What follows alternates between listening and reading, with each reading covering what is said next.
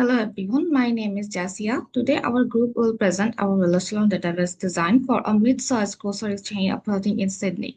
This project was part of our database system unit and it focuses on solving real business problems by using conceptual modeling, relational schema design, and SQL queries. Our team members are myself, Prangon, Warkid, and Angela. Moving on to the next slide, it's about business background. The organizations we selected is a grocery chain that runs multiple stores in Sydney. It depends on suppliers for products such as fresh produce, dairy, beverages, and household goods. Right now, most of the business operations are tracked using spreadsheets. Because of that, it becomes very difficult to monitor stock levels, manage purchase orders and deliveries, or keep a track of invoices and payments in a reliable way. The problems are different.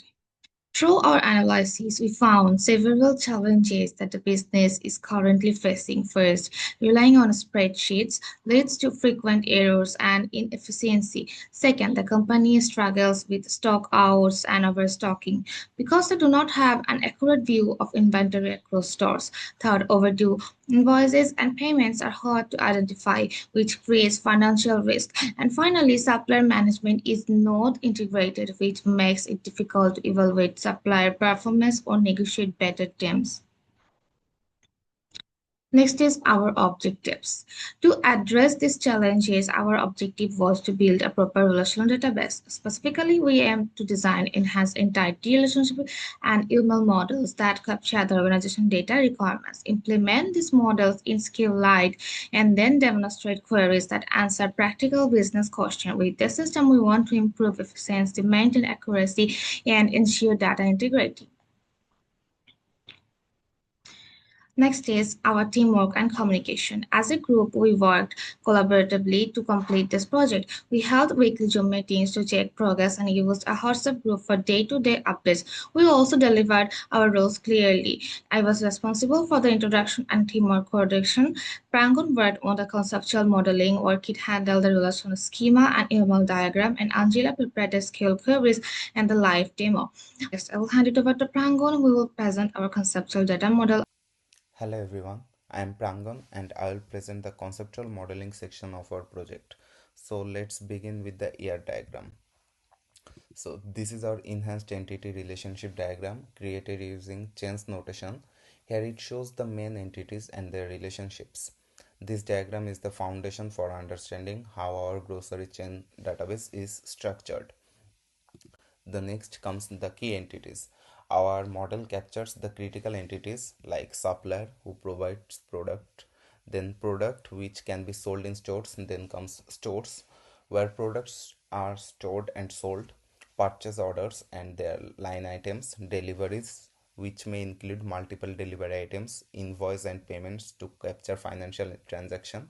So together this ensures that supplier activity, stock, movements and financial records are clearly represented. Next comes the advanced features. So we applied advanced modeling concepts to make the design realistic. So first comes the specialization. So products are divided into perishable and non-perishable categories. This helps us apply specific rules like expiry tracking. Then comes the aggregation. Both purchase order with PO items and deliveries with delivery items are treated as composite activities, a combination of a header and its detailed lines. Then comes the hierarchy. So categories are modeled in a recursive parent-child relationship which allows multiple levels. Next comes the normalization. So we also ensured the model is normalized to third normal form. In the first normal form, we removed repeating groups, for example, creating separate PO items for each ordered product. In the second normal form, we eliminated partial dependencies by introducing surrogate keys like PO item ID. Then in the third normal form, we removed transitive dependencies. For instance, supplier details are stored only in the supplier table, avoiding duplication in purchasing orders. This ensures the database is consistent and avoids any abnormalities in real operations. So to conclude, Our conceptual model provides a solid normalized foundation for managing suppliers, stock deliveries, and payments in grocery chain. So now my teammate Orchid will explain how this model maps to the relational scheme using UML. Thank you.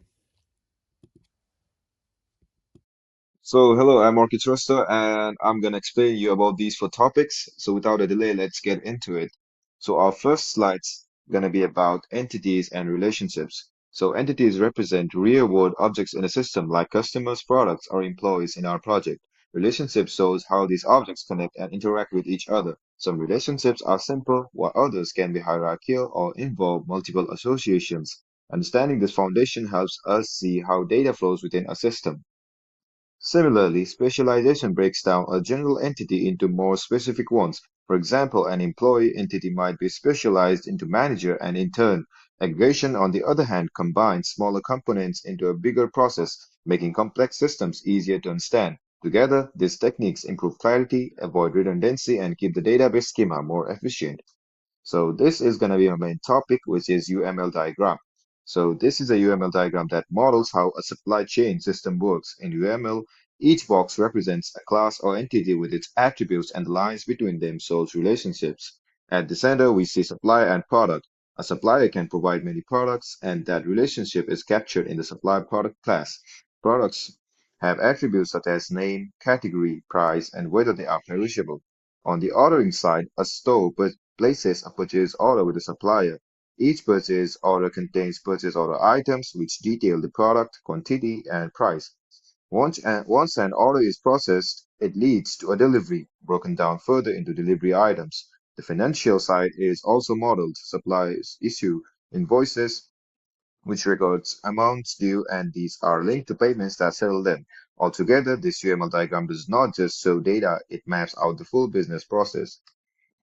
Similarly, this is the enhanced entity relationship diagram of the supply chain system. It extends the basic ER model by adding specialization and constraints. For example, the product entity is specialized into perishable and non-perishable. Perishables have an expiry date, while non-perishables have a warranty period. This is a clear use of specialization in EER. We also see how entities are linked. Suppliers provide products, store places purchase orders, and each order contains multiple PO items. Altogether, this EER diagram captures not just entities and relationships, but also advanced rules like hierarchy and specialization. Hello, I'm Angela Dulal, and I will be demonstrating our SQL queries. We prepared 4 queries in total, 2 simple queries, 1 moderately complex query, and 1 complex query with a subquery. Each query addresses a real business problem, and I'll explain the scenario, the SQL code, the results, and the business value. Our first query retrieves dairy products priced between $3 and $7. The SQL uses a join, the between operator, and the like condition to filter the results. As shown in the table, the query returns 2 products, full cream milk 2 liter and Greek yogurt 1 kg. The business value here is that managers can quickly identify mid-priced dairy items, which helps them to select products for promotions or targeted discounts. Our second query lists active suppliers with valid ABNs. The SQL checks that the supplier is active, that the ABN is not null, and returns the supplier's details. The results show Fresh Farms Pty Ltd and Dairy Direct AU. The business value of this query is compliance. It ensures that the company only deals with registered suppliers. Um, so our third query is moderately complex as it joins the stock level store and product tables. The results highlight several items running low as we can see here across the Sydney CBD and Parramatta stores. The business value is operational efficiency. Store managers can use this query to fill the stock before there are any shortages, making sure that the products are always available for customers. So our final query is complex as it uses a subquery to calculate outstanding balances. This identifies invoices that are overdue along with the total due payments already made and the remaining balance. For example, you can see here that Fresh Farms has one overdue invoice of $315 as well as the other overdue amount of Dairy Direct AU. Um, in conclusion, our queries demonstrate how this grocery chain can use the database to improve efficiency and decision making. Managers can track stock levels in real time, and the finance team can manage outstanding invoices effectively. Overall, our database improves efficiency, compliance, and financial visibility across the business. Thank you.